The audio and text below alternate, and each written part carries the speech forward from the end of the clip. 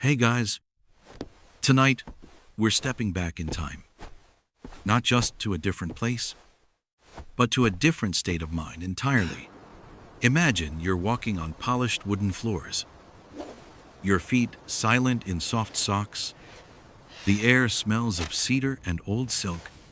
Sunlight filters through paper screens, painting gentle stripes on the tatami mats. Around you are warriors, men whose lives are balanced on the edge of a blade, and even more precariously, on the edge of a word. You're in feudal Japan, and frankly, your modern sense of politeness probably wouldn't get you through the first day. It's a world where saying the wrong thing, even with the best intentions, could have devastating consequences. So, before you get comfortable, take a moment to like the video and subscribe, but only if you genuinely enjoy what I do here. And I'm always curious to see where everyone is listening from, so go ahead and post your city and what time it is for you. Now, dim the lights. Maybe turn on a fan for that soft background hum. And let's ease into tonight's journey together. Let's put you right in the middle of it. You've been invited to the estate of a powerful samurai lord. It's an incredible honor, and you are understandably nervous. You want to make a good impression, to show respect. You're sitting on a silk cushion, and your host enters the room. He is grace and menace all at once. The silence is heavy, punctuated only by the soft rustle of his robes. You search your mind for something to say, something complimentary, something to break the ice. You look around his receiving room.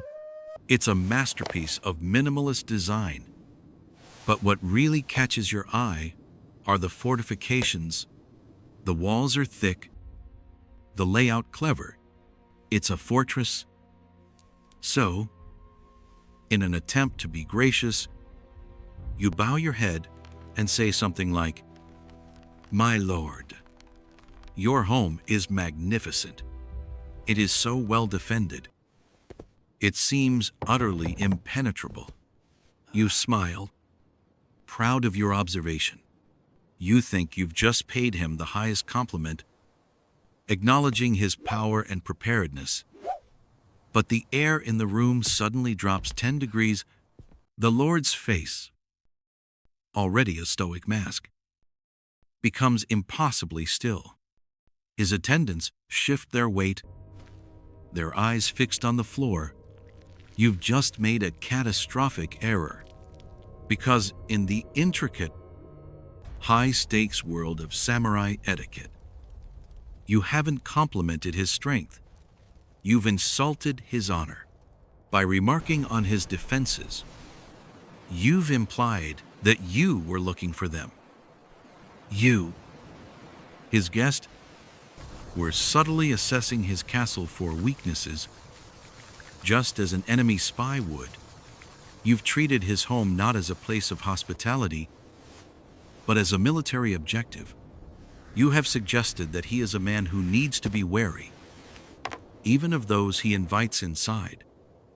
In our world, he might just raise an eyebrow and say, "Thanks, we like it." But here, your words have stained his honor. His times Mayo asterisk. He cannot challenge you, his guest, to a duel over it. He cannot simply ignore it, as you've said it in front of his retainers.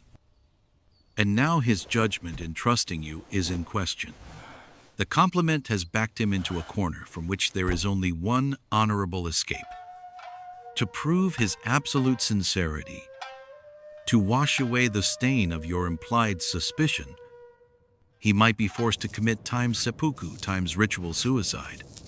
Your well-intentioned praise has become a death sentence, all because you failed to understand that in his world, you don't talk about the locks on the door. You simply trust that you are welcome inside. This wasn't limited to castles. The same deadly logic applied to a samurai's personal effects. Imagine admiring his armor. You might say, "That is a truly fine suit of armor. I bet no spear could pierce it." To you, it's a compliment on craftsmanship. To him, you've just suggested that his skill is so lacking that he needs to rely on heavy plating to survive a fight. A true warrior, the thinking went, relied on his speed, his skill, and his awareness to avoid being hit at all. Your compliment frames him as a clumsy brute who expects to take a hit. Or even worse, you compliment his sword, his katana, the very soul of the samurai. You praise its sharpness, its flawless design. But if your praise is too effusive, too detailed, it again implies a level of scrutiny that is deeply inappropriate. It suggests you see it not as an extension of his spirit, but as a tool whose technical specifications you are coolly evaluating. It's a strange and terrifying concept for us. It's the ultimate form of being terminally online, where every single interaction is subject to the worst possible interpretation. Historians still argue whether these killer compliment stories are literal, documented events, or more like cautionary fables. Parables meant to illustrate the absolute razor's edge seriousness of the samurai code. Was a powerful lord really going to end his life because a visiting dignitary was a bit clumsy with his words? Perhaps not in every case, but the fact that these stories were told, that they were believed, is what truly mattered. It created an atmosphere of extreme verbal discipline. It was a form of social control that ensured every samurai was constantly, intensely aware of the weight and meaning of their every word. This wasn't just about being touchy or overly sensitive. It was about a fundamental belief that a person's interior state, their intentions, their sincerity, their honor was perfectly reflected in their outward actions and words. There was no separation. A careless word wasn't just a mistake. It was a sign of a careless mind, a deceitful heart, or a lack of proper discipline. For a class of men entrusted with the protection of the realm, a lack of discipline wasn't a personality quirk. It was a mortal danger. So, when you spoke, you weren't just making conversation. You were presenting your soul for inspection. And if it was found wanting, the consequences could be final. It's a world where small talk could get you killed. Or worse, get someone else killed. The pressure to say the right thing, or more often, to say nothing at all, must have been immense. Every conversation was a walk on a tightrope, over a pit of sharpened stakes, and as you sit there, in the chilling silence that follows your disastrous compliment, you realize that this world of honor has a dark, unforgiving side, where even the kindest words, if misplaced, could be the deadliest weapons of all. That deafening silence that follows your disastrous compliment is where you begin to understand it's not about just one bizarre rule. It's about an entire invisible architecture of honor, a spiritual framework holding up every single interaction. You're standing in a world governed by an unwritten, unspoken, yet utterly absolute code. They called it Bushido, the way of the warrior. And you can feel it now, hanging in the air of this quiet room. It's not a rulebook you could study.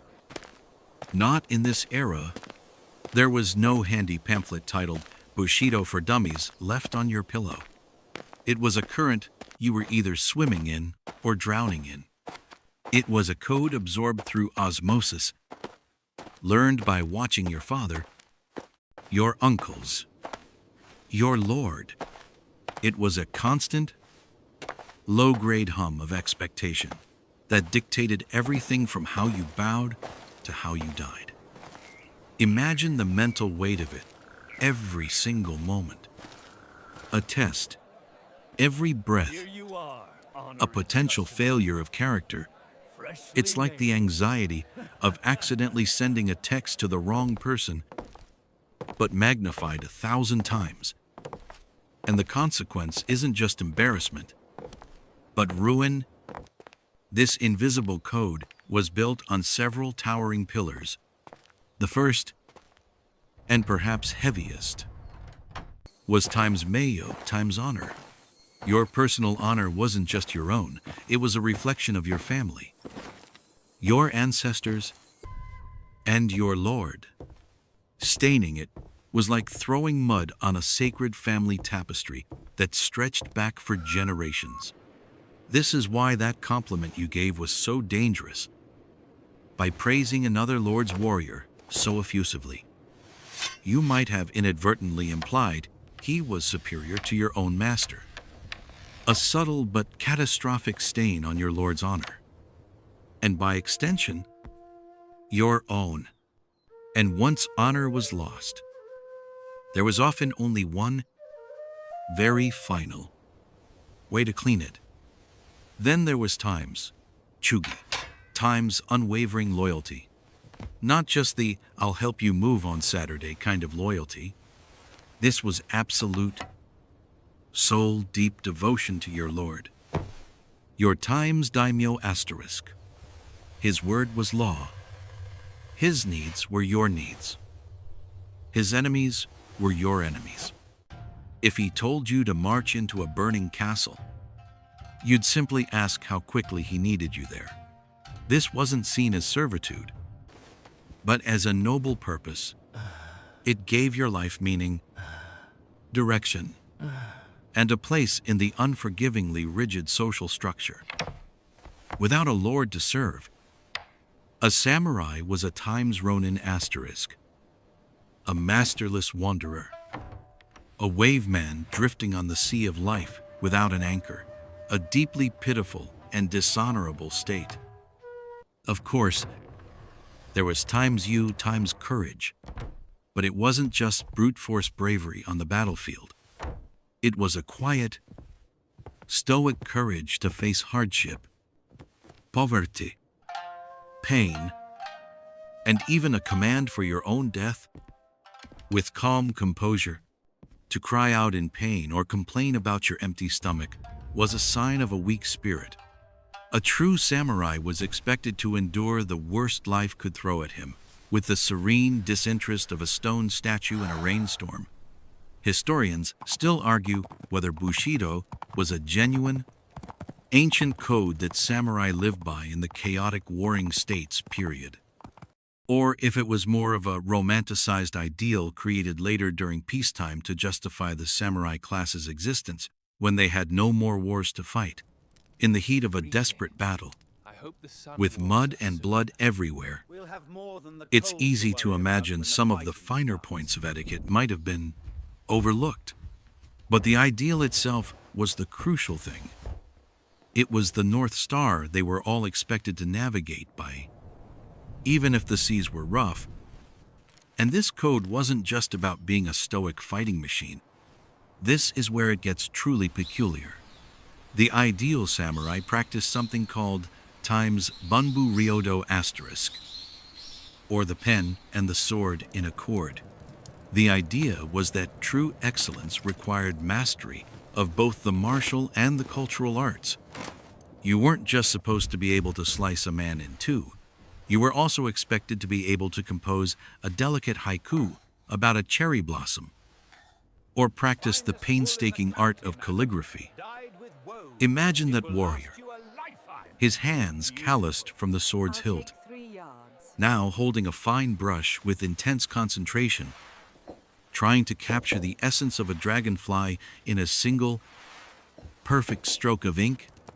It was a balance of ferocity and sensitivity, a belief that a warrior without culture was just a thug. and an artist without strength was incomplete. It's a far cry from the brutish knights of the West. Here, the deadliest man in the room might also be the most profound poet. This complex web of virtues, justice, courage, compassion, respect, honesty, honor, and loyalty was what you were navigating. It was never written down into a single, unified text until a man named Inazo Nitobe published a book in English called Bushido, the Soul of Japan, way later in 1900, mostly to explain Japanese culture to the West.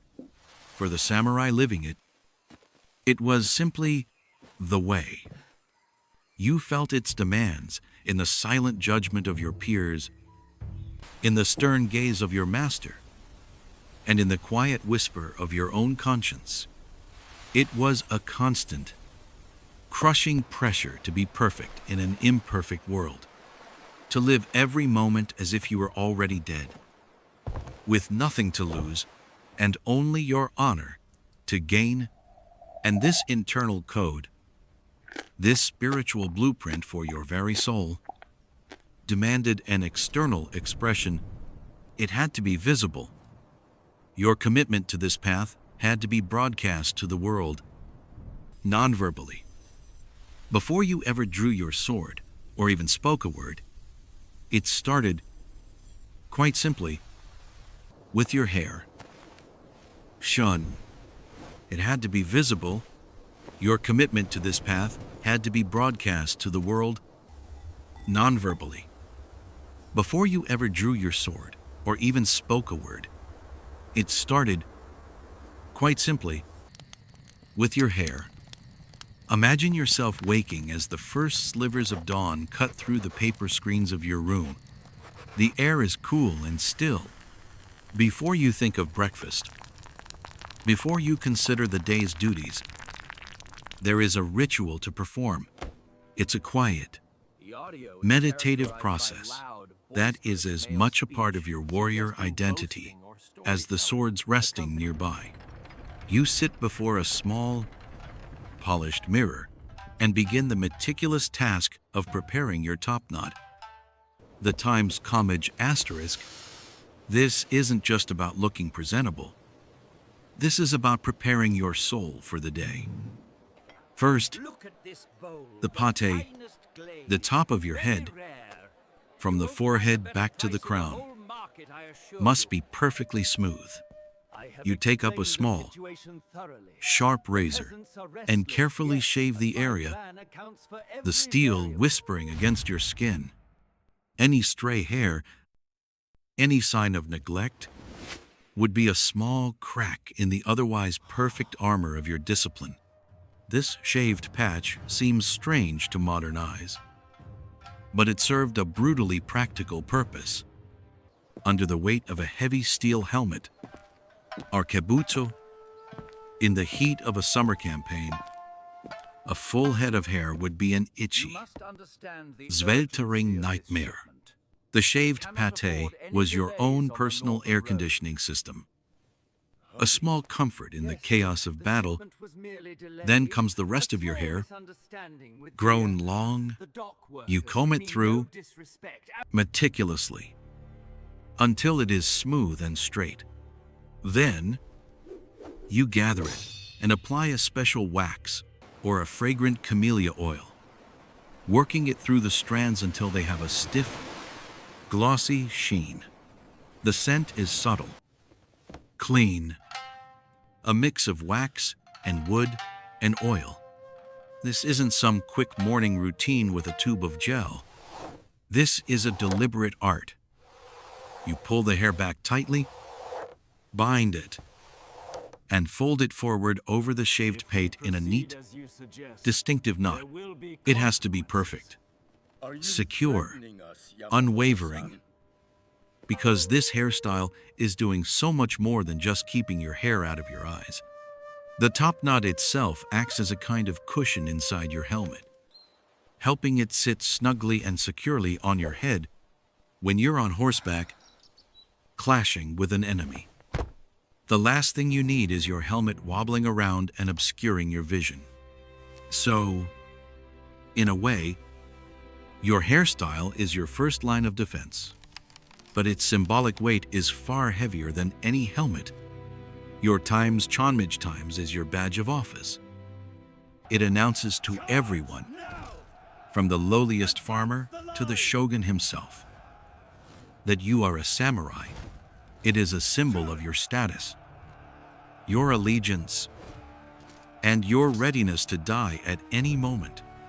Historians still argue whether the shaved pate became popular purely for helmet comfort or if it evolved from an earlier aesthetic tradition meant to signify a certain status, but whatever its origins, its meaning became absolute. To see a samurai with a messy, unkempt topknot was to see a man in distress or disgrace. It suggested he had lost his discipline, perhaps even his master. A times Ronin asterisk.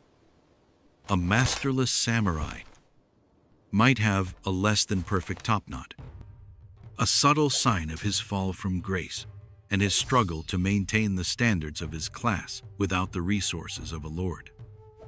And the process itself, that quiet morning ritual, was a form of meditation, a daily recommitment to the principles of Bushido we spoke of. As you shaved your scalp and oiled your hair, you were centering yourself, preparing your mind for the day.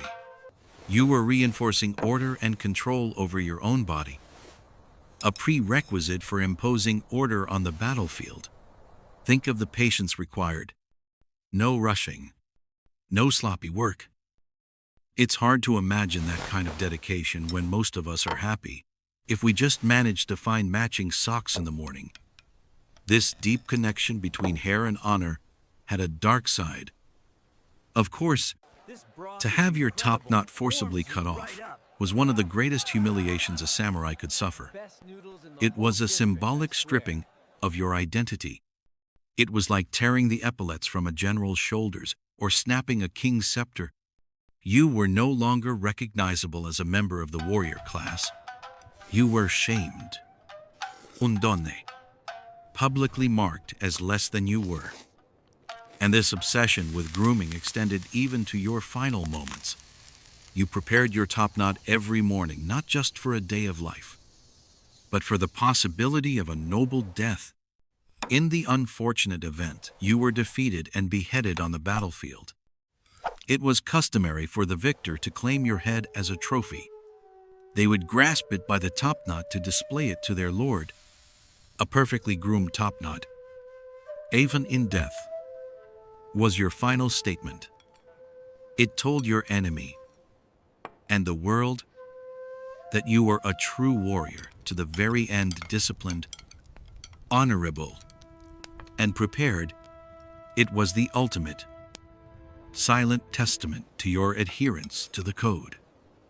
A final touch of dignity in the face of oblivion. So as you settle your head on your pillow, just imagine the weight of that hairstyle wasn't in the hair itself, but in the lifetime of duty it represented. Every single strand was tied to honor. Iron. But it gets even more detailed. Once you took off the katana, how you placed it on the floor or on a designated rack, the times katana kake asterisk, was its own coded language. If you placed the sword with the hilt, the handle, pointing to the right, it meant that drawing the blade would be a slow, deliberate motion. It was a gesture of trust and goodwill. You were saying, I have no intention of needing this quickly. However, if you placed it with the hilt to the left, it was a sign of suspicion. And that honor had a physical form, resting right at his hip. It was forged from fire and steel, polished to a mirror shine, and it was considered, quite literally, the soul of the samurai.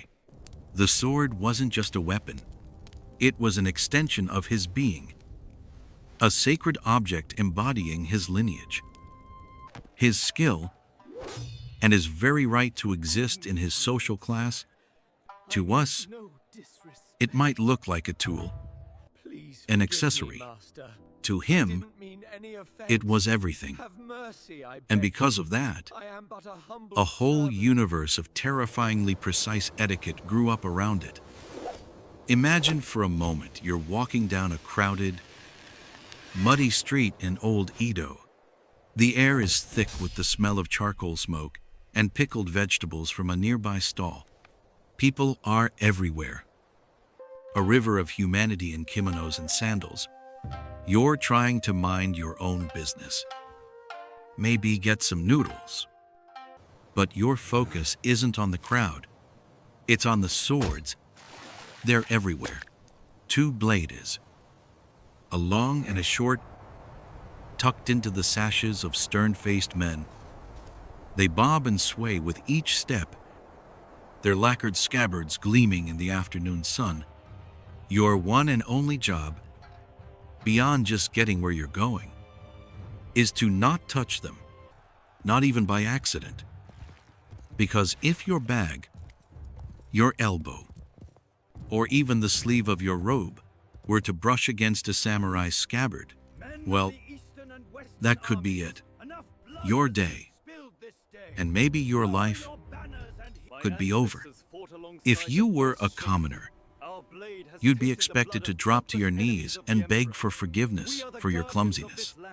If you were another samurai, the sound of your scabbard clacking against his, an act known as times, Seiya 8 times, was an unambiguous challenge. It was the feudal equivalent of staring someone down and saying, "You and me, right now." A duel was almost certain to follow. Think about the level of constant, low-grade anxiety that would create. It's like navigating a busy subway car where everyone is carrying a live grenade. You learn to move with a strange, unnatural grace, always conscious of your personal space, and, more importantly, theirs. This obsession with the sword extended far beyond just avoiding it on the street. It was a constant, living presence that demanded respect at all times. Let's say you were invited into a samurai's home. The first thing you would do upon entering is address the status of your sword. You couldn't just unbuckle it and toss it on a chair like a modern-day jacket. The act of removing your long sword, the times katana asterisk, was a sign of peace.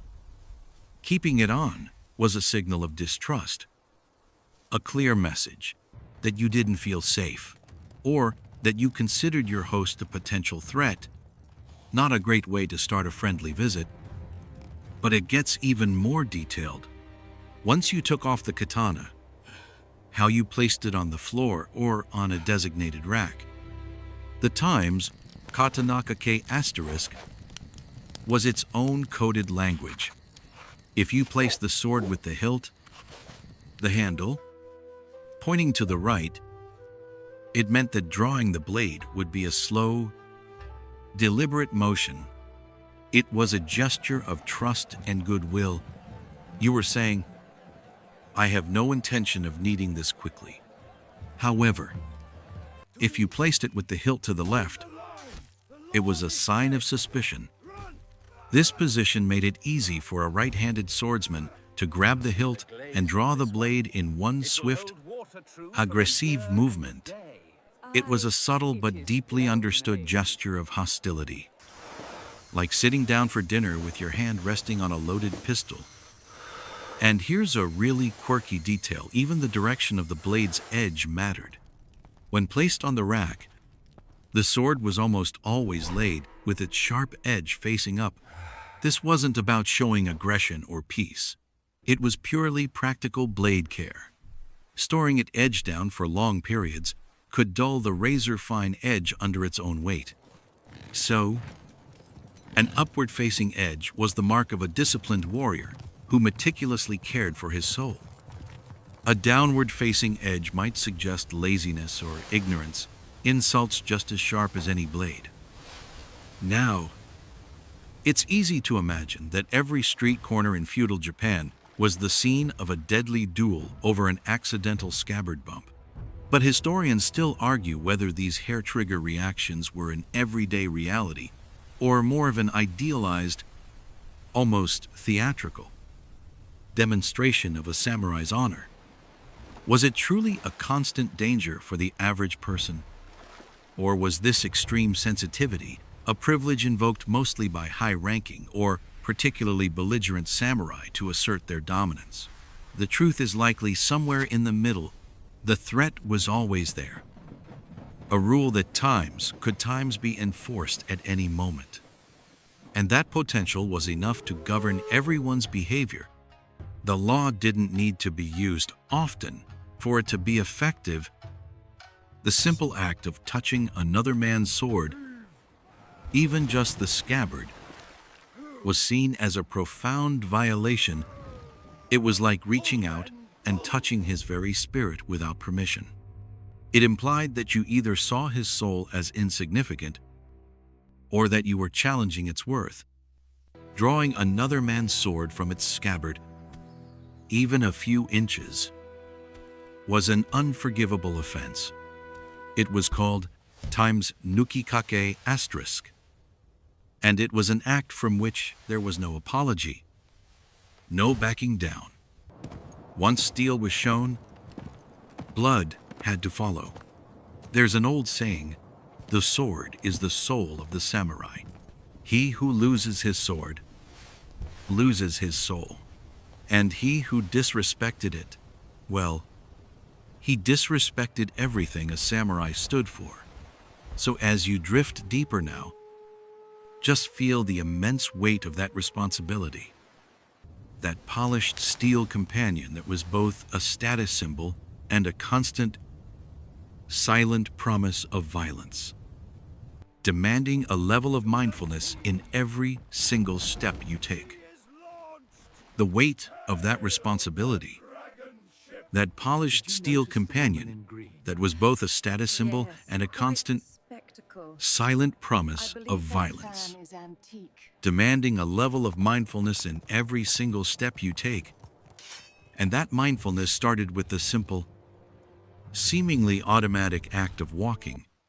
For you, as a samurai, just getting from your home to the castle wasn't a casual stroll. It was a performance, a declaration. It was a complex dance of etiquette and readiness, where the path itself was a minefield of potential insults and challenges. The modern idea of just power walking through a crowd with headphones on would be utterly alien. For you, the street was a stage, and every passerby was a potential audience, critic, and opponent. First, let's just consider the logistics. You're not just carrying yourself. You have two swords, your long katana and your shorter wakizashi tucked into your sash on your left hip. The scabbards, or times Seiya asterisk, stick out. They aren't soft or flexible. They are lacquered wood, hard and unforgiving. Now, imagine walking down a narrow, bustling street in Edo. People are everywhere. Porters with heavy loads, merchants hawking their wares, other samurai striding along with their own personal space issues. What's the number one rule of this chaotic pedestrian highway you walk on the left? Always. This wasn't just a random traffic convention like driving on a certain side of the road. It was a deeply ingrained rule of survival and respect. Since everyone wore their swords on their left side, walking on the left side of the path ensured that your scabbard was on the outside, facing the wall or the edge of the road. The person walking toward you, also on their left, would have their swords on their outside as well. Your scabbards would pass each other with a comfortable distance between them. It was a simple, elegant solution to prevent a constant and catastrophic problem, the accidental touching of swords. As we know, bumping your scabbard against another samurai's was no mere "excuse me." It was a profound insult, a challenge that could, and often did, lead to an immediate duel to the death. So, this simple act of staying to the left was the first line of defense against a very, very bad day. But it went deeper than just choosing a lane. The actual mechanics of your stride were different. Most of us walk with what's called a contralateral gait, left leg forward, right arm forward, creating a natural swing and rotation in the hips and torso. It's efficient for covering ground, but for you, a walking weapon, all that twisting and swaying is a liability. Your swords would jostle, swing, and bump against you. It's ungraceful. It makes noise. And most importantly, it disrupts the perfect, stable platform you need to be to draw your blade in an instant. So, many samurai practiced a specific way of walking, known as times Namba Aruki *. It feels incredibly strange to us now. Imagine trying to walk by moving your right arm and right leg forward at the same time. Then your left arm and left leg. It's less of a confident swagger and more of a smooth, gliding shuffle. The goal was to keep the upper body as still and level as possible, minimizing hip rotation. Your torso becomes a kind of steady turret. Your swords stay put, silent and secure at your side. This walk conserved energy, but its true purpose was martial. It allowed you to maintain your balance and center, making it possible to transition from a calm walk to a deadly draw and cut without a single wasted motion. There was no preparatory shifting of weight or twisting of the body.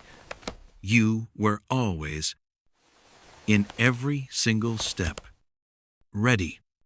Historians still argue whether times Namba Aruki times was a universally adopted samurai stride or a specialized technique taught only in certain martial schools, a kind of secret to maintaining perfect readiness. It's possible that for many, a more general, controlled walk was the norm, simply one that avoided ostentatious swaying. But the principle remained the same. Your walk was a reflection of your inner state. A calm, controlled, gliding motion showed a mind that was equally calm and in control. It broadcasted a quiet confidence. You didn't need to stomp or swagger to announce your presence. The subtle power in your controlled movement did it for you. Your posture was erect, your shoulders back, for your gaze forward. But your awareness, your times, Zanshin times, was 360 degrees. You were listening to the cadence of footsteps behind you. You were watching the hands of the men you passed. You were noticing the subtle shift in the air as you rounded a corner. You weren't just walking to the market. You were patrolling the landscape of the present moment. Think about how we trudge along today, staring at our phones, completely oblivious, bumping into poles. A samurai doing that would last about 10 feet before either causing a fatal incident or being cut down by someone who was paying attention. There was no room for distraction. Your life and the honor of your name depended on the mindfulness you brought to something as simple as putting one foot in front of the other. Every step was deliberate. You wouldn't drag your feet. The sound of straw sandals scraping against the dirt was considered unrefined. You moved with a kind of quiet grace. Your wide times, hakama times, trousers swishing softly, concealing the precise movement of your legs, it created an illusion of floating of effortless momentum. This careful, gliding walk was the physical embodiment of the warrior's spirit, always moving forward, but with a deep, unshakable stillness at its core. It was the calm before a potential storm, a silent promise that even in this most mundane of actions, you were a warrior, and your path was paved with an invisible code of honor and lethal vigilance. And as you finally approach a doorway, a tea house, or a residence, this calculated way of moving doesn't end. It simply prepares you for the next, even more intricate, set of rules, lethal vigilance. And as you finally approach a doorway, a tea house, or a residence, this calculated way of moving doesn't end. It simply prepares you for the next, even more intricate, set of rules. You stand at the threshold, the low eaves of the building casting a shadow over you, the paper screen of the door. The Times Shoji asterisk is a fragile barrier between the outside world and the inner sanctum. For you, it's not just a door, it's a checkpoint, a social and tactical test you must pass before you even say a word. The first order of business, before you even think of sliding that screen open, is dealing with your swords. This isn't like taking off your shoes and coat. This is a complex, non-verbal conversation that will set the entire tone for the visit. It's the samurai equivalent of setting your relationship status before you've even said hello. This obsession with the sword extended far beyond just avoiding it on the street. It was a constant, living presence that demanded respect at all times. Let's say you were invited into a samurai's home. The first thing you would do upon entering is address the status of your sword. You couldn't just unbuckle it and toss it on a chair like a modern-day jacket. The act of removing your long sword, the Times katana asterisk, was a sign of peace. The weight of it is familiar, a comforting extension of your will, but here, in this moment of transition, it's a liability. Just inside the entryway, there is almost always a low, ornate wooden rack called a Times katana keike asterisk. This is where your soul goes to rest while you are a guest. And how you place it speaks volumes. If your host is an ally, a friend, or someone you wish to show deep respect and trust, you will kneel and place your sheathed sword onto the rack on your right-hand side. The logic is beautifully simple. As a right-handed warrior, placing your primary weapon on your right makes it incredibly awkward and slow to draw. You'd have to reach across your entire body to grab the hilt. By doing this, you are saying, I am not a threat. I place my trust in you completely. My soul is at ease in your home. It's a medieval version of putting your phone face down on the table during dinner, a clear signal that your host has your undivided and unarmed attention. But what if you don't trust your host? What if you're entering the home of a rival or attending a meeting fraught with political tension? In that case, you would place your katana on your left side. From there, it remains within easy reach. The message is just as clear, but much colder. I am here, but I am vigilant. I respect your house, but I do not trust its occupants. It's a silent, simmering challenge, a polite but firm declaration that you are ready for trouble at a moment's notice. Everyone in the room understands the code. An entire negotiation has taken place without a single word uttered. Now for the really quirky detail. The kind of thing that could get you into serious trouble. It wasn't just about left or right. The orientation of the hilt, the times tsuka asterisk, was another critical signal. When placing your sword down in a gesture of peace, you were expected to turn the hilt times away, times from you. Towards your host, this was the ultimate sign of deference. You were symbolically offering them your weapon, your very soul, making it even easier for them to grab than for you. To do otherwise, to place your sword on the rack with the hilt facing yourself, was a grave insult.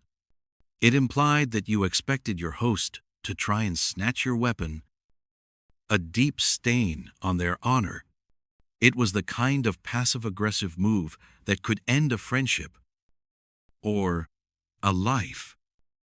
Historians still argue whether this incredibly detailed weapon etiquette was a natural evolution of warrior custom or a deliberate form of social engineering.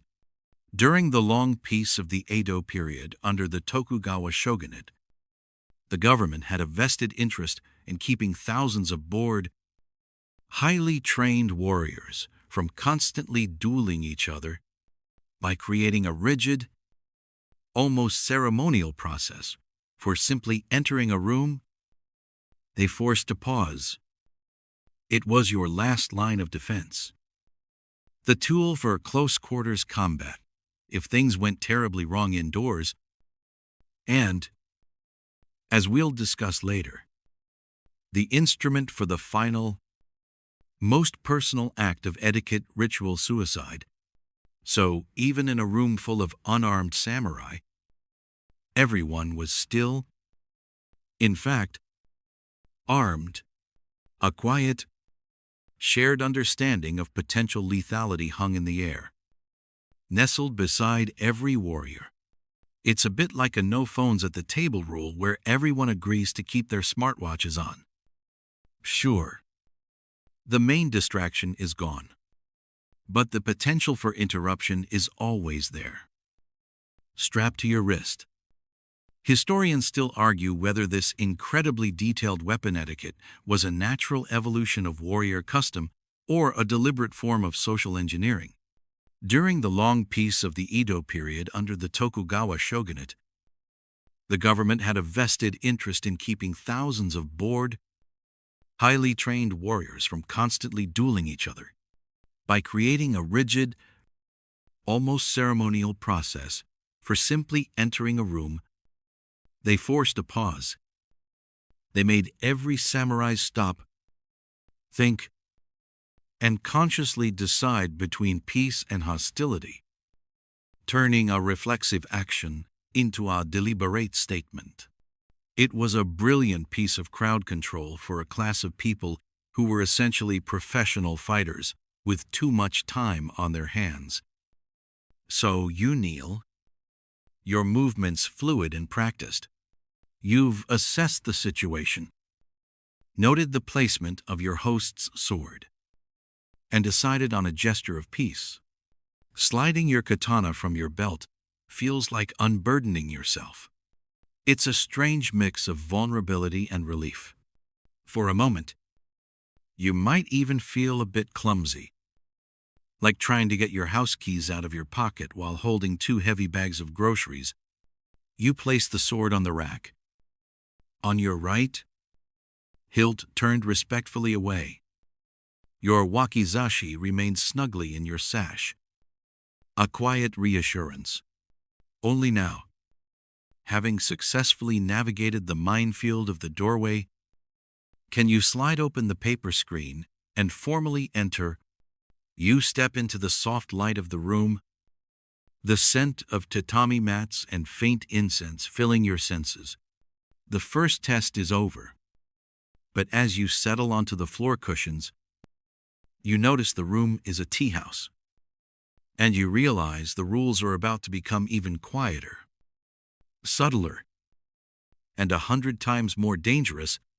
Saint test is over, but as you settle onto the floor cushions, you notice the room is a tea house, and you realize the rules are about to become even quieter, subtler, and 100 times more dangerous, the air inside is different.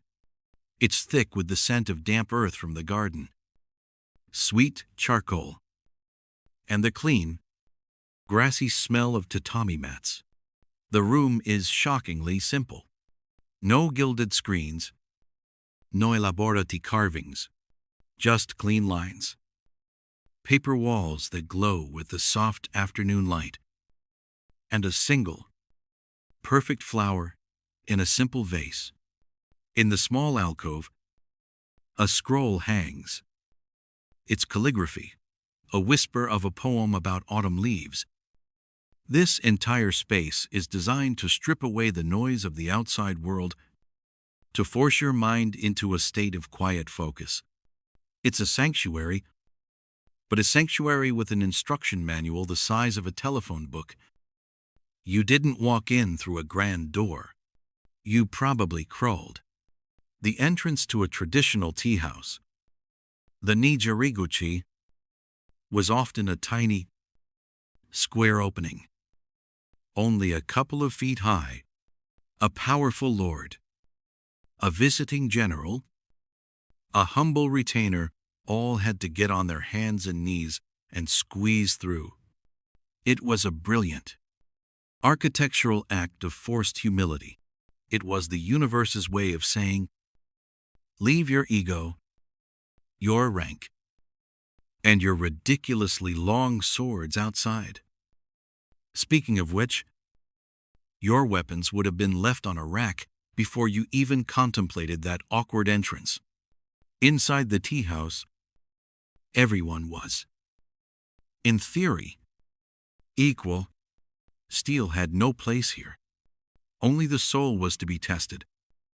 The tea master moves with a slowness that feels both ancient and deliberate. Every gesture is a study in precision.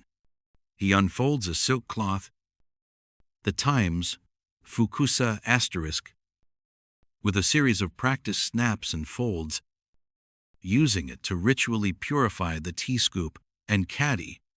It's not just cleaning, it's a meditation in motion. You watch, holding your breath, feeling like an audience member at a very serious, very quiet magic show. The only sounds are the gentle clink of the bamboo whisk against the ceramic bowl and the sigh of hot water being ladled from the iron kettle. Then, it's your turn. The host places the bowl of vibrant green tea before you. And now the real test begins. You can't just pick it up. First, you bow. Then, with your right hand, you lift the bowl and place it carefully into the palm of your left hand, steadying it with your right fingers. It's heavier than you expect, and the warmth seeps through the rough ceramic, a comforting heat that belies the tension in your shoulders.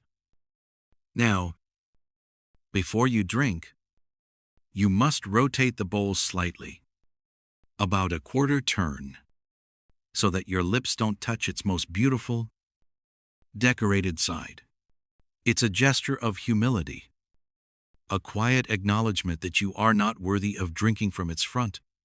It feels a bit like being told to eat a slice of cake from the back to avoid messing up the frosting. You are expected to take 3 sips, not 2, not 4, 3.5, maybe, to finish it off. And with the final sip, you are meant to make an audible, yet refined, slurp.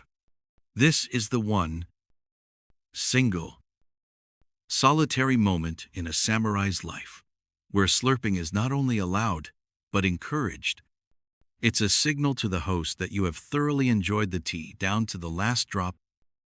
After a lifetime of being told that making noise while you eat is the mark of a peasant, this sudden reversal feels like a trap, a pop quiz on a subject you didn't even know you were studying. Once finished, you don't just put the bowl down. You take your fingers and wipe the rim where your lips touched. An act of purification for the utensil, and a sign of consideration for the host who must clean it. Then, you spend a moment admiring the bowl itself. You turn it.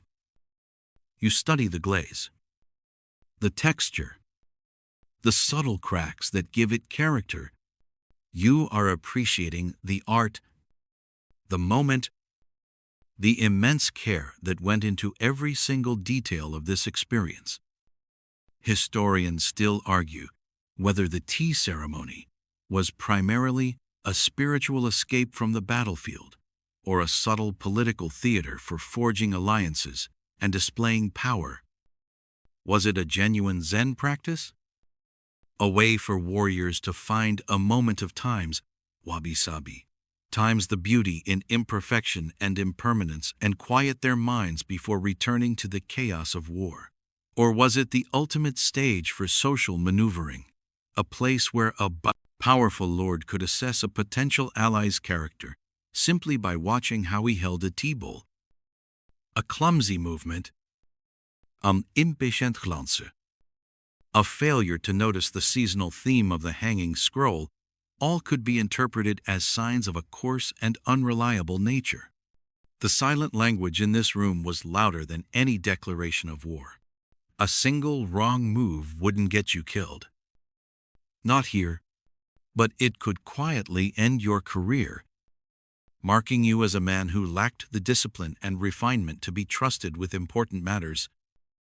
In this small, silent room, reputations were made and broken with the whisking of tea. And as the warmth of the bowl fades from your hands, you're left with only the bitter, earthy taste on your tongue and the heavy, profound silence. A silence that feels less like peace and more like a held breath. That silence lingers, doesn't it? It hangs in the air of the tea house long after the last sip. That held breath you feel is a very real part of the samurai world. An invisible pressure that shapes every interaction. It's because, in their world, silence wasn't an awkward void to be filled with nervous chatter. It was a statement. It was a weapon. And a warrior who talked too much was seen not as friendly or outgoing, but as weak, undisciplined, and frankly, a bit of a liability. Imagine your mind as a fortress. For a samurai, every word spoken was like lowering a small section of the drawbridge, letting a little bit of your strategy, your emotion, your inner state, slip out for the enemy to see. A truly powerful warrior kept that drawbridge up. He was inscrutable. His thoughts were his own. His spirit held tightly within him like a coiled spring. Excessive talking was a sign of a leaky mind, a spirit that couldn't contain its own energy. We all know that person who just seems to narrate their entire life, from what they ate for breakfast to their strong opinions on cloud shapes. In feudal Japan, that person wouldn't be seen as the life of the party. They'd be seen as having all the self-control of a screen door in a hurricane. A samurai would have just quietly judged them from across the room. His silence, a more damning critique than any spoken insult. This wasn't about being shy or antisocial. It was a conscious, disciplined practice. The famous text on the samurai way, the Times Hagakure asterisk, which was essentially the ultimate warrior's handbook, advises that a man of any standing should not speak thoughtlessly. You were to turn a matter over in your mind 7 times before speaking. 7 times. Just picture that for a moment.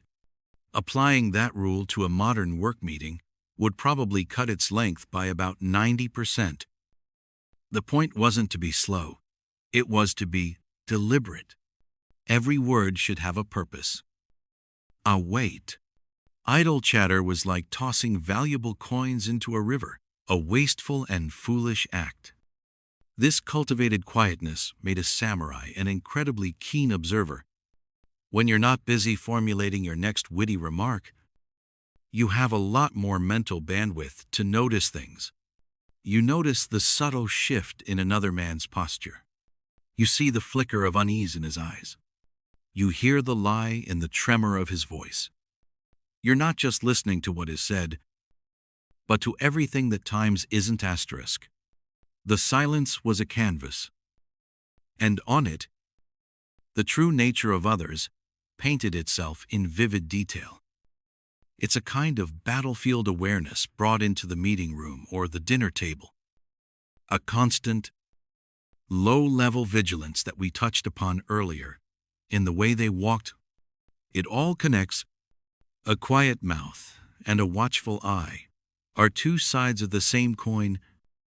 Of course, this raises a fascinating question, and historians still argue whether this profound stoicism was a true reflection of a samurai's inner Zen-like peace, or a carefully constructed performance designed to intimidate rivals and impress their lords. Was every silent samurai a deep well of tranquility? Or was he just really good at faking it? Perhaps it was a bit of both. By acting the part of the imperturbable warrior, day in and day out, you might just become one. It's the ultimate version of fake it till you make it, where making it means becoming a human weapon of terrifying composure. Being in the presence of a master of this silent art must have been deeply unnerving. Imagine trying to negotiate a deal with a man who simply sits, watching you. His face a calm, unreadable mask. You talk. You explain. You gesture. And your words just seem to vanish into the quiet gravity he projects. You start to babble, to fill the void, to give away more than you mean to. His silence becomes an offensive tool, pressuring you, cornering you, defeating you without him ever drawing his sword.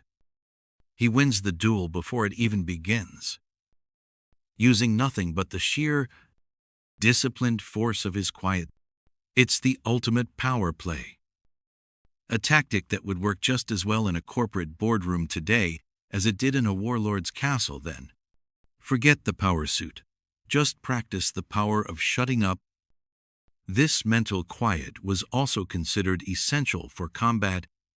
A mind cluttered with anxieties, with idle thoughts, with the echo of pointless conversations, is a slow mind. To draw a sword in a fraction of a second, to react to an enemy's lunge before your conscious brain can even process it, requires a state of what Zen masters called times mushin asterisk, or no mind. It's a state of pure action and reaction, unburdened by thought. And the training for that state began not in the dojo, but in the quiet moments of everyday life, in the deliberate silence of the tea ceremony, in the mindful steps on a gravel path, and in the discipline of holding one's tongue. So as you settle deeper now, think of that quiet. It's not an emptiness. It's a presence. It's the sound of control, of observation, of a mind honed to a razor's edge. It's the stillness of the deep ocean, where immense power lies just beneath the calm surface. The sharpest weapon in a samurai's arsenal wasn't always the gleaming blade at his side. Sometimes, it was the silence he wielded with even greater skill. A silence that could hide a thought, a negotiation, or unnerve an opponent into making a fatal mistake. And sometimes, even this profound silence needed a little help. A subtle tool to communicate without breaking that powerful quiet. And that subtle tool, resting quietly in the sash of your kimono, is a simple folding fan. It seems so harmless, doesn't it? Just a few slivers of bamboo or lacquered wood and a sheet of decorated paper. In another culture, it's a device for a gentle breeze on a humid day. But here, in your world, it is a complex instrument of communication, a shield for your emotions, and sometimes a weapon in disguise. You draw it from your sash, not with a flick of the wrist, but with a slow, deliberate motion. The fan is an extension of your body, and like every other part of your life, its use is governed by an invisible web of rules. In a tense negotiation, where that profound silence we spoke of is being used as a weapon, the fan becomes your quiet accomplice. You don't dare show your true feelings. A flicker of anxiety, a hint of a triumphant smile, these could give away your entire position.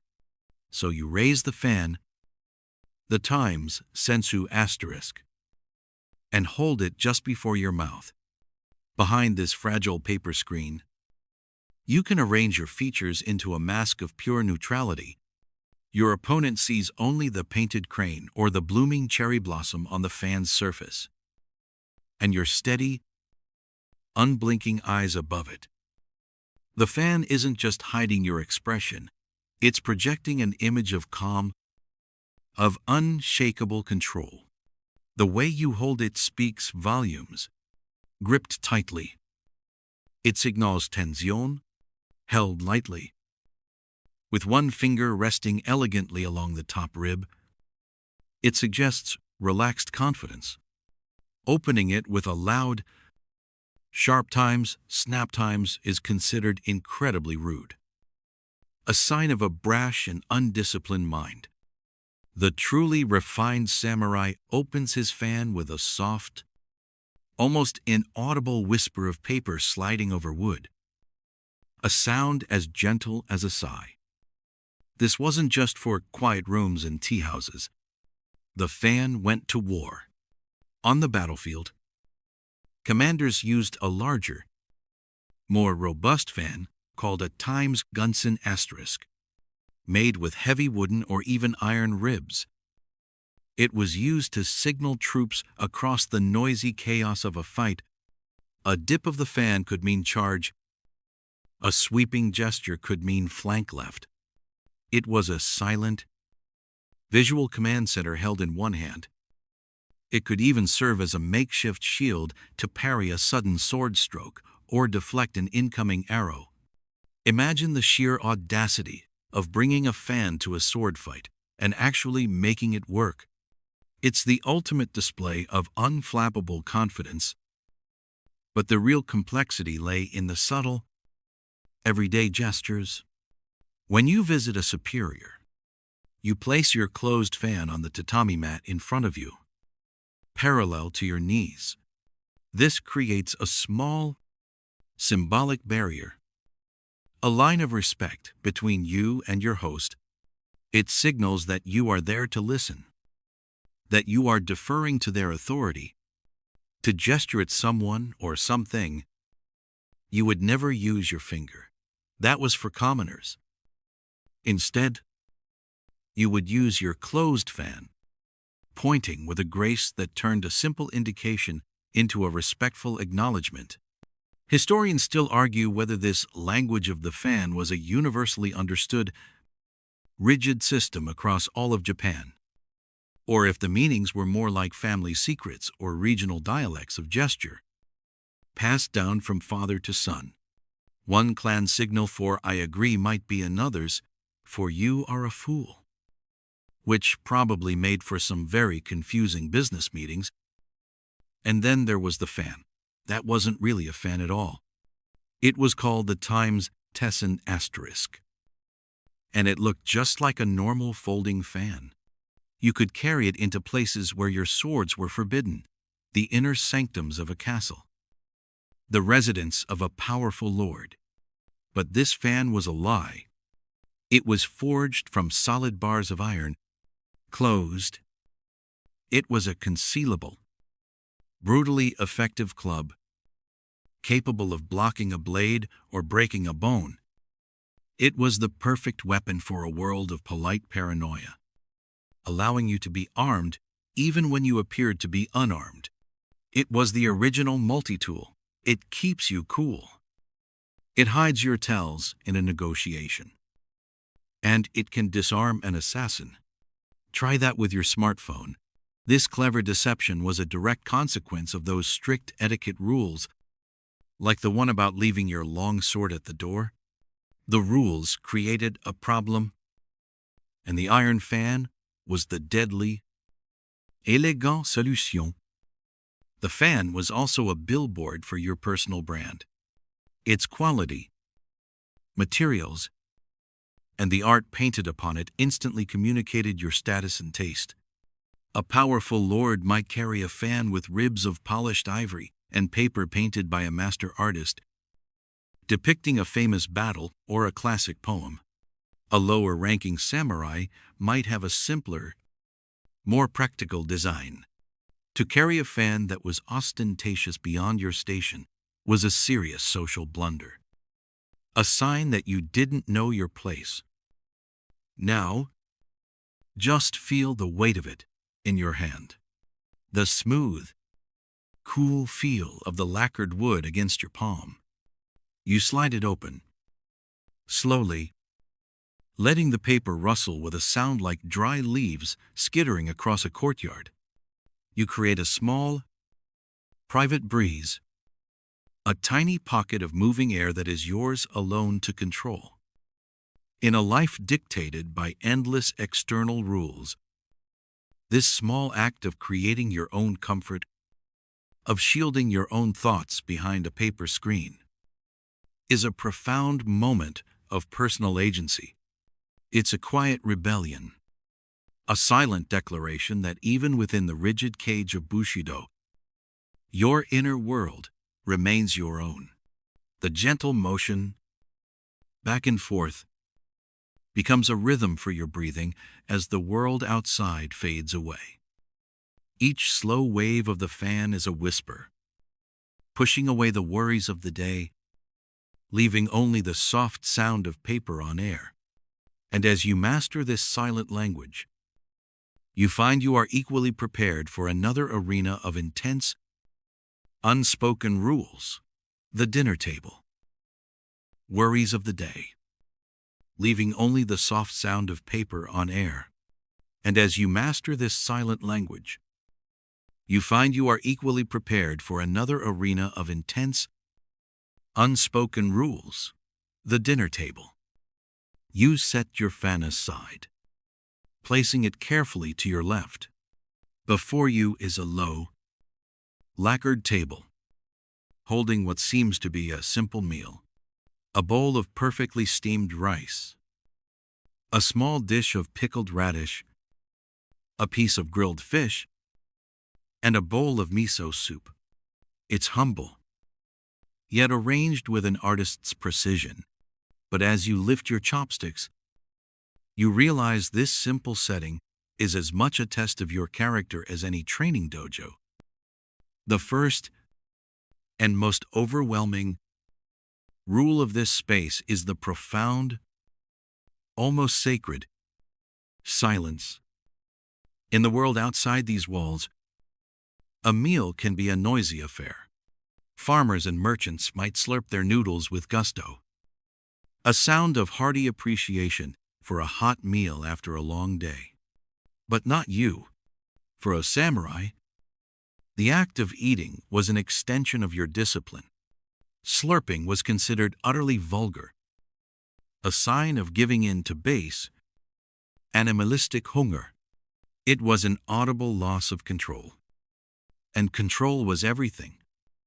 So you eat in a quiet so complete. You can hear the soft hiss of the steam rising from your soup. The only sound you are permitted to make is the gentle, unavoidable click of your chopsticks on the edge of a bowl. It's a quiet so deep it feels loud. A silence that demands your entire focus. Historians still argue whether this intense quiet was purely a manifestation of Zen-like discipline, a moving meditation to master the self in all things, or if it had a more practical, paranoid purpose. Perhaps the silence was necessary so you could always hear the whisper of a paper screen sliding open, or the crunch of a twig outside. In a life of constant vigilance, even a meal was no time to let your guard down. Every moment was a potential ambush. And a noisy eater was a deaf one. You chew your food slowly, deliberately, with your mouth closed. Each bite is a conscious act, not a mindless shoveling of fuel. You are not just eating. You are performing a ritual of restraint. Your hands, which can wield a sword with deadly speed, now move with a slow, deliberate grace. You pick up your rice bowl with one hand, supporting it from underneath, bringing it closer to you. You never, ever bend down to your food like an animal at a trough. You bring the food to you. An act of quiet dignity. And your chopsticks, they are not just utensils. They are extensions of your will. They move with purpose. There is no fumbling, no dropping a piece of fish, and certainly no hovering. This is a fascinating little rule. A quirky tidbit of dining decorum, waving your chopsticks indecisively over the various dishes, unsure of what to pick up next, was a specific faux pas known as times mayoi bashi asterisk, or hesitating chopsticks. It was seen as a sign of a greedy and undisciplined mind. Think about it. In a world where a moment's hesitation on the battlefield could mean your end, you couldn't even afford to be indecisive about pickles. It makes you wonder what they'd think of the modern diner who spends 10 minutes staring at a menu. This rule, like the silent chewing and the controlled posture, was all part of the same philosophy. A clear, decisive mind manifests in clear, decisive actions, no matter how small. The same focused intent you used to snap open your fan just a moment ago is now applied to lifting a single grain of rice, just as your every step on the path was measured. So is every movement of your hand. You don't stab your food. You don't point at things with your chopsticks. And you would never, under any circumstances, stick them upright in your bowl of rice. To do so would perfectly mimic the incense sticks offered to the dead at a funeral. A terribly bad omen to bring to the dinner table. It was a mistake you would only make once. Every gesture is refined. After taking a bite of fish, you don't immediately dive into the rice. You place your chopsticks down on the ceramic rest, or times hashioki asterisk. Beside your bowl, you take a moment. You appreciate the flavor. You maintain your composure. This wasn't about enjoying the food in the way we might think of it today. It was about mastering the self through the act of nourishment. The satisfaction came not from a full belly, but from a flawless performance. Another small victory in the lifelong war against your own impulses. The meal ends not when you are stuffed, but when the act is complete. You place your chopsticks down for the last time, perfectly parallel on their rest. A final, silent statement of order and control. You might drink a cup of tea. Again, in silence. Your movements fluid and practiced. The entire experience, from beginning to end, was a testament to the samurai ideal that true strength wasn't just in how you fought, but in how you lived every single moment. It was a quiet, intense ballet of etiquette where your dining companions were also your judges. And this rigid code of conduct, This quiet precision was a constant reminder of your place in the world, and a stark contrast to those you considered beneath you. It was a social wall, built with silent chewing and purposeful chopsticks. A wall that some commoners, to their great peril, would occasionally forget existed. Whereas to those you considered beneath you, it was a social wall, built with silent chewing and purposeful chopsticks. A wall that some commoners, to their great peril, would occasionally forget existed. And when that wall was breached, well, the consequences were a little more severe than just getting a stern look from across the table. Imagine you're not in a quiet dining room, but out on a bustling, dusty street in old Edo. You're a merchant, maybe carrying a basket of fish, trying to make your way through the crowd. Life is about haggling, dodging carts, and keeping your head down, especially when you see them. Two swords tucked into a silk sash, a topknot, sharp and perfect. A walk that isn't just a walk, but a glide of practiced lethality. You give them a wide berth. Everyone does. Because you know about the unwritten rule that is, terrifyingly, also a written one.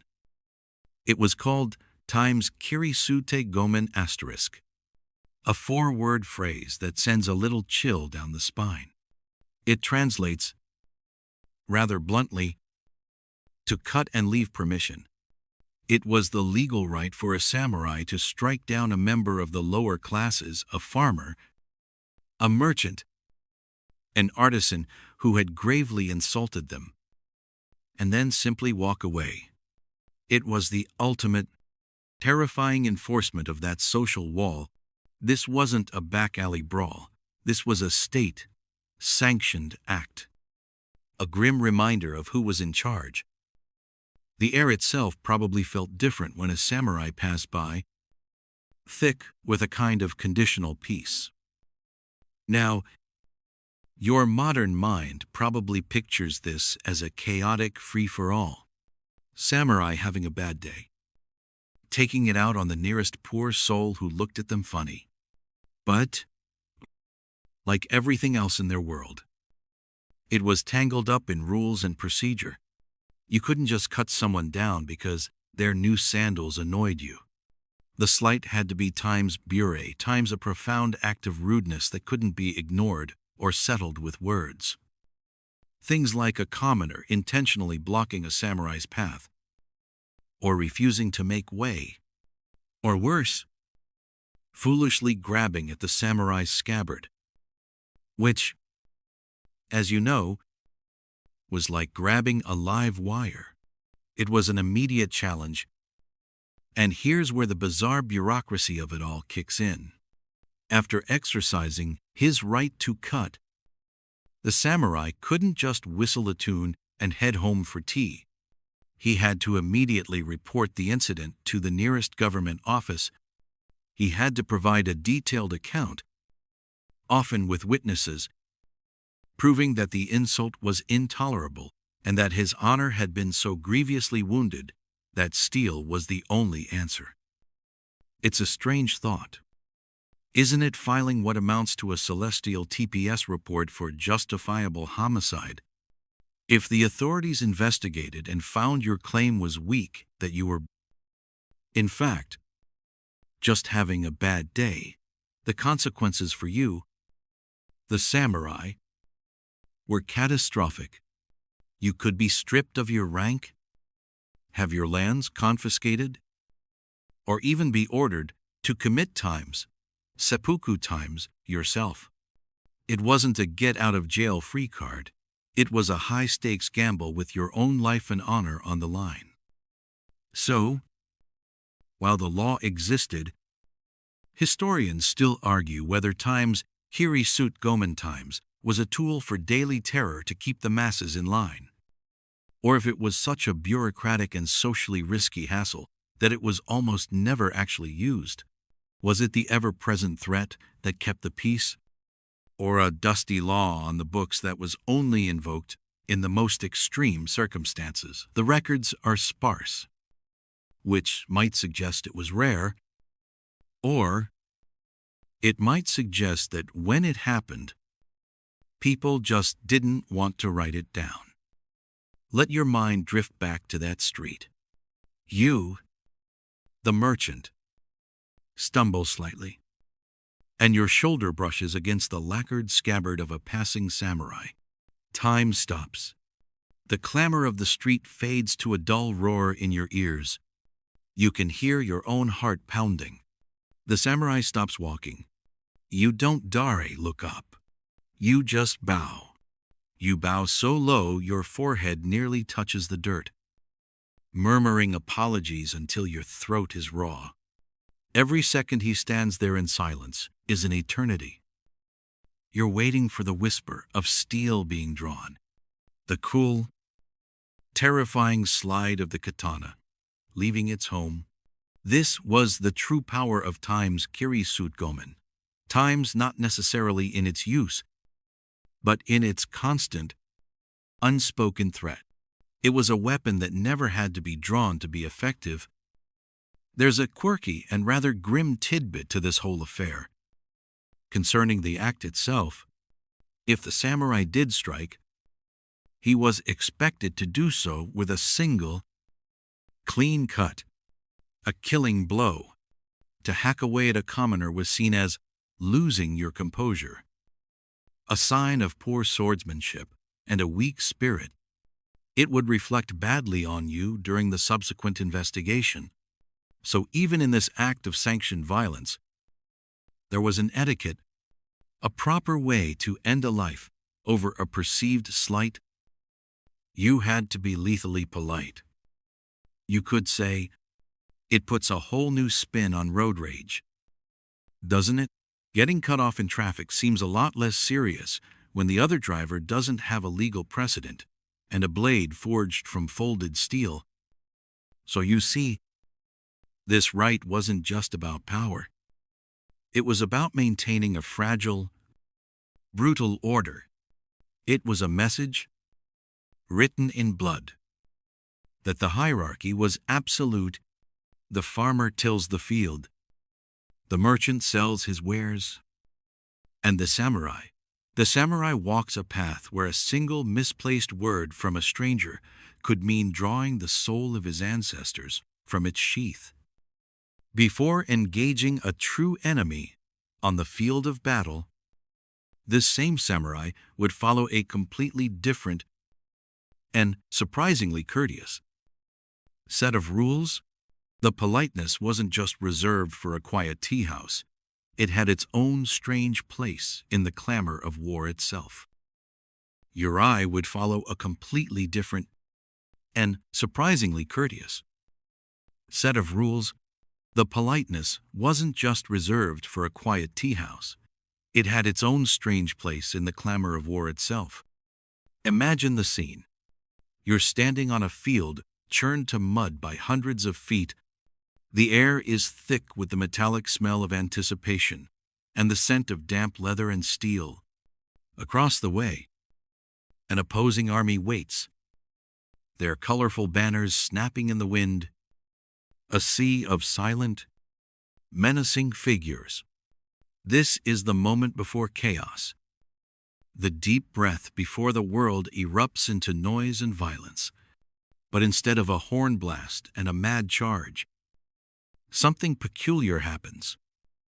A single warrior, perhaps on horseback, decorated in magnificent armor, slowly advances into the space between the two armies.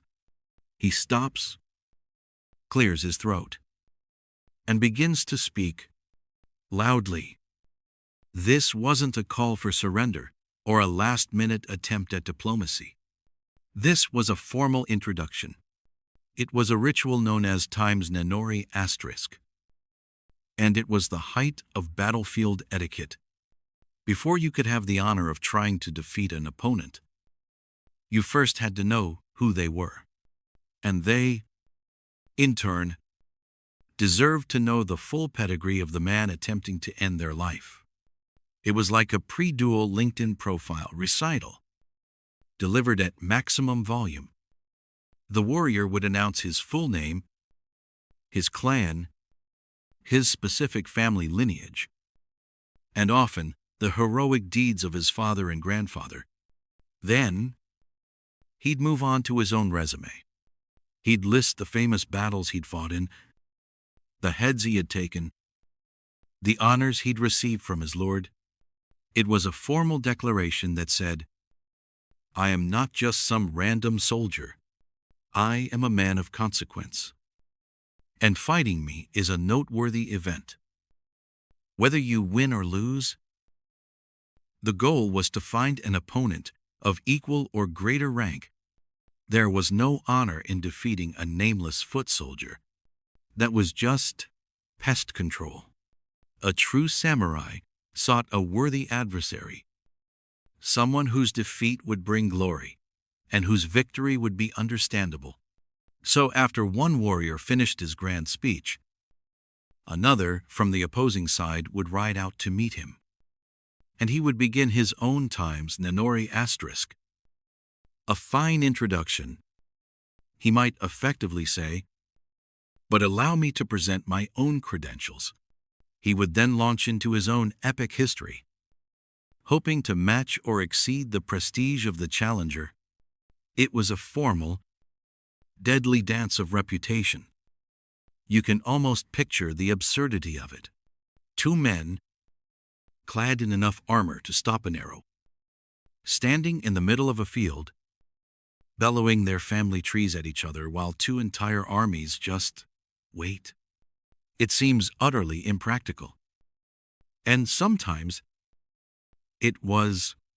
There are accounts of less patient archers, likely not high-ranking samurai themselves, simply getting tired of the lengthy speeches. A warrior might be in the middle of a particularly dramatic recounting of his grandfather's valor at a famous siege, chest puffed out, voice echoing across the valley, only to be abruptly interrupted by an arrow thudding into his throat. It's a very final way of saying, "We get it. You're important. Can we move this along?"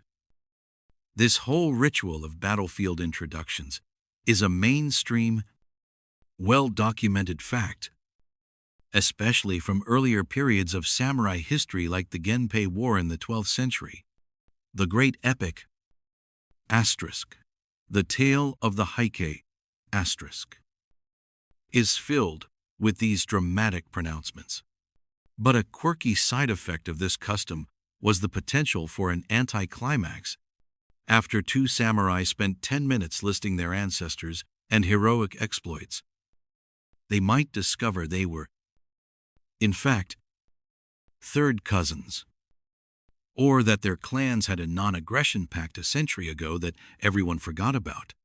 This could lead to a moment of profound awkwardness, followed by a mutual decision to maybe just not fight today. They might share a nod of respect and ride back to their own lines, leaving everyone else to wonder what just happened. Of course, the reality of warfare is always messier than the stories we tell about it.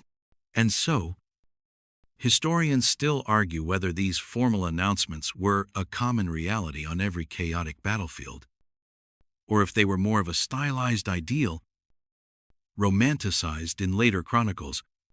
It's likely that times, Nanori times, was reserved for champions. For pre-arranged duels between the main forces clashed.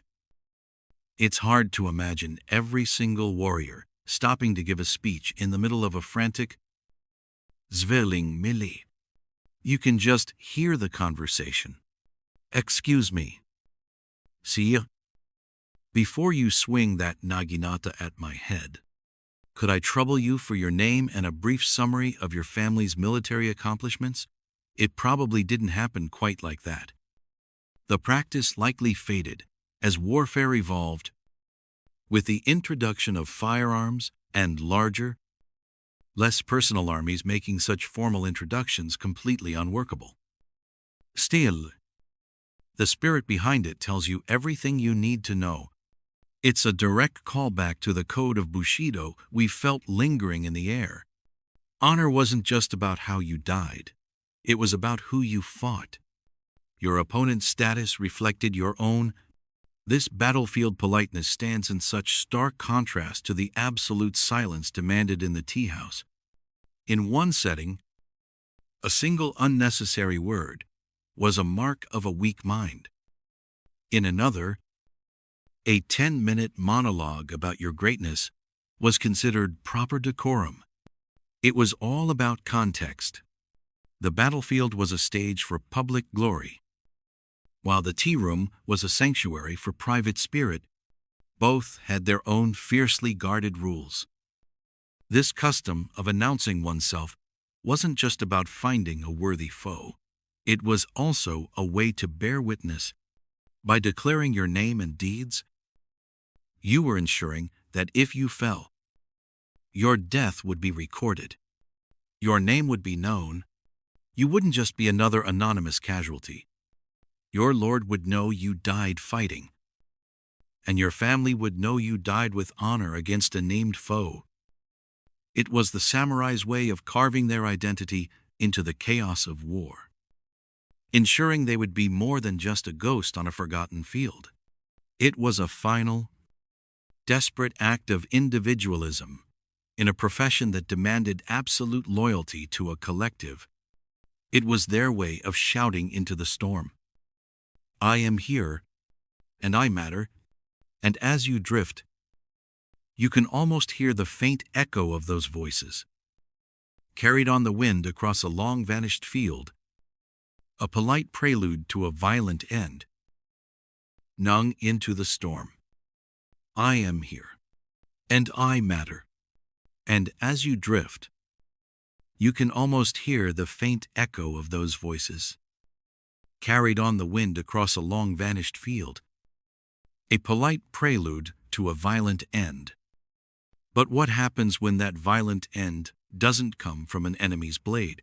What happens when the battle is lost? A critical mistake is made, or a command is disobeyed. For the samurai, there was one final, profoundly personal, and terrifyingly polite rule to follow, a way to snatch honor back from the jaws of shame. This was the ultimate act of etiquette, a highly controlled ceremony known as seppuku. Imagine, for a moment, the weight of that, the deep, soul-crushing failure. Maybe you led your men into a disastrous ambush. Maybe your lord was assassinated on your watch. Or maybe you received a compliment so overwhelmingly generous that you felt you could never live up to it. A strange but real pressure we touched on earlier. The path forward is gone. The only way to cleanse the stain is to perform a final, perfect act of will. This wasn't just about ending a life. It was about curating a death. It was the last, most important social engagement you would ever attend. So, you prepare. You take a bath. You dress not in armor, but in ceremonial white robes, the color of purity and death. You are led not to a grim dungeon, but to a Etiquette, specially prepared space. Perhaps a tranquil garden, or a designated room in a temple. The floor is lined with fresh tatami mats, and upon them, white silk cushions are placed. Witnesses are present, but they are silent, their faces unreadable. This is not a spectacle of punishment. It is a solemn rite of passage. Before you, on a small, lacquered tray, rests a short blade. The Times Tanto asterisk, and beside it, a brush, ink, and paper. Now comes one of the most stressful parts of the whole affair. If you can believe it, You are expected to compose a times jisei asterisk, a death poem. No pressure. Just write a 17-syllable masterpiece, capturing the fleeting nature of existence right before, the main event. Most of us can barely write a thank you card on time. But for the samurai, this was the final artistic flourish, a testament to a clear and tranquil mind in the face of oblivion, a final, graceful bow to the world. Once the poem is written, the ritual proceeds with the cold precision of a tea ceremony. Everything is choreographed. And here is where one of the most crucial figures in this somber play takes his position, standing behind you, sword at the ready. Is your kaishakunen. Or second, this person was often a trusted friend or a skilled swordsman. And their job was, well, it was complicated. Talk about a tough favor to ask a buddy. As you made the ritual cut, a motion of absolute resolve, it was the times kaishakunen asterisk's duty to perform a swift, merciful beheading, ending your suffering instantly. A botched cut by the second was a profound dishonor to everyone involved. Theirs was a performance of compassion through absolute skill, ensuring that the final moments were not marred by undignified agony. The goal was a clean, controlled exit, a death as stoic and orderly as the life that preceded it. Now, here's a curious little wrinkle in this grim tapestry. As time went on, especially during the long peace of the Edo period, the act became even more symbolic. For some samurai ordered to commit seppuku, the blade placed before them wasn't even real.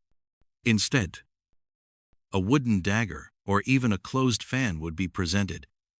The samurai would reach for the fan, and in that symbolic gesture of acceptance, the times, kaishakunen times, would strike. The performance of intent was all that was required. It's a bit like clicking "I have read and agree to the terms and conditions" without actually reading them.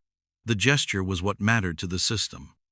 The spirit of the law was fulfilled, even if the letter was not. This evolution of the ritual is where you find a fascinating scholarly debate. Historians still argue whether the extreme codification of seppuku was a genuine, ancient expression of Bushido's core tenets, a pure pursuit of honor, or if it was a theatrical tool perfected by the government to manage a warrior class with no more wars to fight. Was it the ultimate personal choice? Or the ultimate form of social and political control? A way to make even death serve the state. Either way, you can feel the immense pressure of that moment. The silence in the room, the scent of incense, the rustle of silk. Every eye is on you. Not judging your failure, but judging the quality of your end. Are you calm? Are you resolute? Do you follow the intricate steps with the same focus you'd bring to walking into your lord's court or wielding that sword? The very soul of the samurai, it was the final exam. A gruesome, public display of a private conviction. To do well, according to this unwritten code, was to erase the mistakes of a lifetime. It was the final, irrefutable statement of control. A warrior calmly orchestrating his own departure from a world he no longer fit into, ensuring even his last breath was taken with impeccable, terrifying etiquette. Irrefutable statement of control. A warrior calmly orchestrating his own departure from a world he no longer fit into, ensuring even his last breath was taken with impeccable, terrifying etiquette. But not every stumble on this razor's edge of decorum ended with such a final, dramatic flourish. Seppuku was the nuclear option. The ultimate price for the ultimate failure, for the thousands of smaller, daily tripwires of etiquette. The consequences were often more subtle, yet in their own way, just as devastating. Imagine a world where your entire career, your family's honor, and your social standing could be undone not by a grand betrayal, but by a single awkward silence, a misplaced fan, or a laugh that was just a little too loud. It was a life lived under a microscope, where every social interaction was a performance review, and a failing grade could mean a slow, quiet fade into nothingness. Let's say you made a mistake, not a touch another man's sword kind of mistake, but something less immediately fatal. Perhaps during a tea ceremony, you commented on the rustic imperfection of a priceless tea bowl a little too enthusiastically, and your host interpreted it as a suggestion that his taste was flawed. There would be no dramatic confrontation, no swords would be drawn. Instead, a cold silence would descend. The next week, you'd notice that the invitation to a poetry gathering never arrived.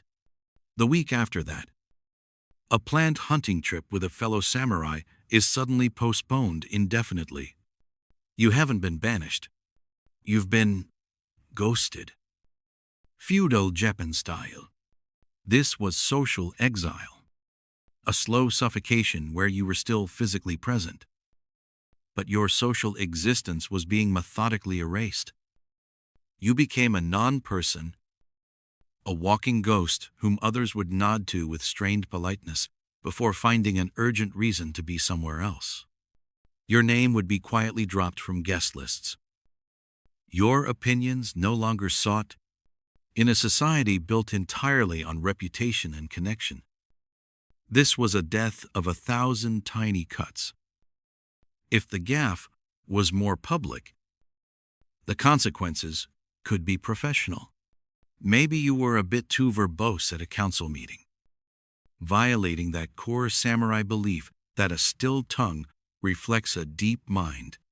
Your lord might not say a word to you directly, but a few months later, you could find yourself reassigned. One day you're a respected guard of the inner castle, and the next you receive a scroll ordering you to a new post, supervising a remote granary 300 miles away in a damp, forgotten province. It was the feudal equivalent of being transferred to the company's least desirable branch office because you used the wrong fork at the corporate dinner. The pay might be the same, but the message was crystal clear. You are no longer valued here. Your path to advancement is a dead end. Go count rice and think about what you've done. This professional ruin, this kaiki, was a common punishment for a samurai lord, or times daimyo asterisk, who displeased the shogun. Asterisk kaiki times meant the complete confiscation of his domain, stripping him of his land, his castle, and his title. This didn't just affect him, it was a catastrophe for his thousands of retainers, who were suddenly masterless, becoming ronin, adrift in the world with their honor but no income, all because their lord backed the wrong political horse or, perhaps, failed some crucial etiquette test in the shogun's court. You see, the system was designed to be unforgiving, a constant, low-grade source of anxiety. It forced a kind of hypervigilance. Even a seemingly innocent mistake could be magnified by the status of the person you offended. Historians still argue whether the severity of the punishment was based more on the public nature of the offense or the actual intent behind the misstep. Could you really plead ignorance? If you accidentally brushed your scabbard against a powerful lord's in a crowded hallway, Was there any room for a frantic "oh, me apologies, sir, didn't see you there"? In most accounts, the answer seems to be a chilling no. The offense was the act itself. The consequence was absolute. It didn't matter if your heart was pure. Your actions had disturbed the harmony, and the harmony had to be restored, often at your expense. This created a society of incredible restraint. Every gesture was weighed, every word chosen with the precision of a surgeon. The simple act of entering a room, as we know, was a declaration of intent based on how you handled your swords. A mistake there could be interpreted as a threat, a challenge, or sheer, unforgivable incompetence. The pressure must have been immense. Imagine every day feeling like a final exam for a class you can't afford to fail.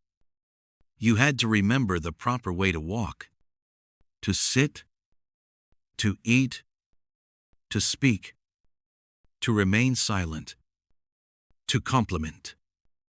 And to receive a compliment, remember that killer compliment, the one that could force a man to prove he was worthy of it. Well, delivering a clumsy compliment, one that sounded insincere or subtly mocking, wouldn't necessarily result in seppuku. But it could brand you as a fool. And in the samurai world, a fool was just as useless as a coward. Your social stock would plummet. You'd be seen as a man without discernment, without sincerity, and therefore, without honor. Your path was a tightrope, and below you wasn't just death, but a whole landscape of failure, shame, irrelevance, poverty, and the quiet, crushing dishonor of knowing you brought it all on yourself with a single, thoughtless misstep. It's a profound relief, as you drift deeper into sleep, to know that if you slurp your soup tonight, the worst consequence you'll face is probably just an annoyed glance. It's a profound relief, as you drift deeper into sleep, to know that if you slurp your soup tonight, the worst consequence you'll face is probably just an annoyed glance. And it's a funny little paradox, isn't it? After all this talk of silent, precise samurai dining, you can step into any noodle shop in modern Tokyo and hear a chorus of enthusiastic slurping. It's not vulgar. It's considered a compliment to the chef, a sign that you're thoroughly enjoying your meal. It seems some rules were happily left behind, traded in for a hot bowl of ramen enjoyed with gusto. But even as you let that thought comfort you, you can feel the deeper echoes of the samurai's code all around in modern Japan. They aren't loud, clashing rules like the right to times Kirisute Gomen asterisk. They're keener, subtler. They've soaked into the very fabric of the culture, like a faint, lingering scent of incense in a temple long after the ceremony has ended. The samurai class itself was officially abolished in the 1872, their swords and topknots becoming relics of a bygone era. But you can't simply legislate away a code that guided a nation's warrior elite for nearly 700 years. It doesn't just vanish, it transforms. You see it in the profound emphasis on the group over the individual. That immense pressure a samurai felt to uphold the honor of his clan and his lord didn't just disappear. It morphed into the powerful loyalty you see in Japanese companies, schools, and families today. The nail that sticks up gets hammered down, an old proverb that a samurai would have understood in his very bones. To bring shame upon your group was a fate far worse than any personal failure. And so, the modern instinct is often to seek consensus, to maintain harmony, to read the air times kuki wa yomu times, and act in a way that doesn't disrupt the delicate balance of the room. It's the same hyper-awareness a samurai needed in a tea house, knowing a single wrong move could shatter the serenity and his reputation along with it. Consider the intricate culture of gift-giving. Twice a year, for times Ochugan times in the summer and times Osebo times at the year's end, millions of Japanese people engage in a complex exchange of gifts with colleagues, clients, and family. This isn't just a friendly holiday tradition. It's a deeply serious social obligation, a reinforcement of relationships and hierarchies. Each gift is carefully chosen, exquisitely wrapped, and presented with specific phrases of humility. It's a direct descendant of the web of duty and obligation, times giri, times that bound the samurai. A gift wasn't just a present. It was a physical manifestation of your place in the world, a way of maintaining the social order without ever having to draw a sword. And then there are the little rituals that feel so strangely familiar. Watch two business people in Japan exchange business cards. Or maishi. It's not the casual, one-handed flick you might see elsewhere. It's a ceremony. The card is offered with two hands, held by the top corners so the name is visible to the recipient.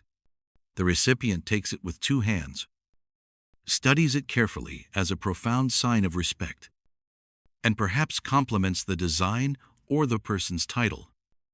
During the meeting, the card is placed gently on the table, a constant reminder of the person's identity. To just shove it in your back pocket would be an insult of the highest order. It's treated with the same reverence a samurai would have shown when formally announcing his name and lineage before a duel. That small piece of paper is not just a contact detail. It's the soul of their professional identity. Much like the sword was the soul of the samurai. Our habit of collecting them in a wallet that we then sit on would probably have gotten us cut down on the spot. This powerful sense of group identity has led to some fascinating debates. Historians still argue whether the legendary loyalty and lifetime employment seen in post-war Japanese corporations is a direct echo of a samurai's undying fealty to his feudal lord, or if it was a more modern invention to rebuild the nation. Perhaps the truth is somewhere in between. A ghost of Bushido, the way of the warrior, was repurposed for a new era, becoming the way of the corporate warrior. The Times salaryman asterisk. The battlefield changed from muddy fields to polished boardrooms. The armor became a dark suit, but the underlying ethos of discipline, endurance, and absolute dedication to the group remained. The samurai's profound silence, his belief that talking too much was a sign of a weak mind, finds its echo in the quiet, focused diligence of a modern Japanese office. And so, as your mind begins to slow, letting these thoughts drift by like clouds, you can see how the sharp edges of that ancient code have been worn smooth by time. The life or death consequences are gone. The constant, gnawing fear of a fatal misstep has faded. What remains are the gentler aspects, a deep respect for others, a love of precision and form, an appreciation for quiet dignity, and a powerful sense of shared responsibility.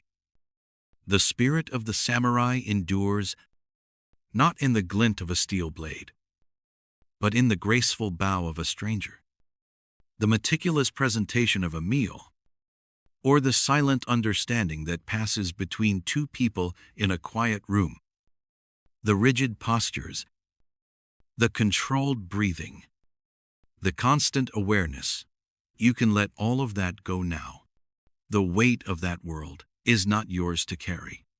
The fan can lay closed, its secret language unspoken.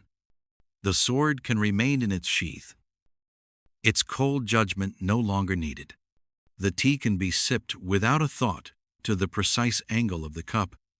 All of the rules, all of the rituals, all of the silent, heavy expectations can dissolve into the peaceful darkness that surrounds you. They are just stories now.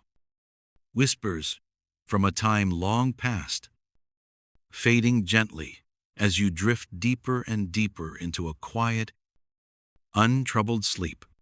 There is no code to follow here. No honor to defend. There is only rest. Sweet dreams,